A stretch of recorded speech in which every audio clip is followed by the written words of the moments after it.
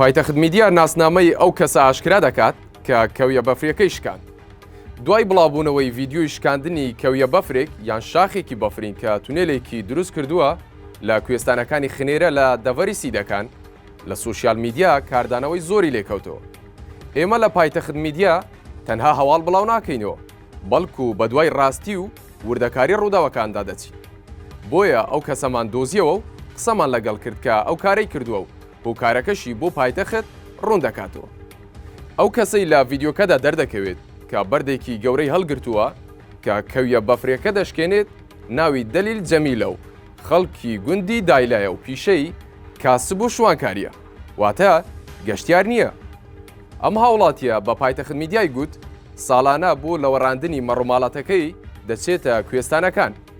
خۆشی خێزاندارە و منداڵێکی هەیە، تەمەنیشی 26 ساڵانە و بەهۆی ئەوەی کە باوکیشی کۆچی دوایی کردووە بژێوی 12 کەس لە خێزانەکەی لە ئەسوودایە.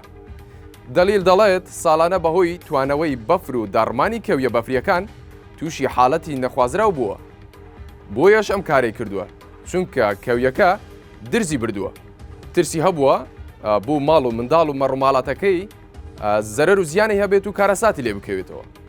ئەو شوانکارەی دەڤەری برادۆست گوتیشی لە کاتی ئەو ڕووداوە کە خۆم بەردەمەوە هەروەکو لە ڤیدیۆکەدا دیارە پەراسوویەکی شکاوە و قاچێکیشی ئازاری پێگەیشتووە.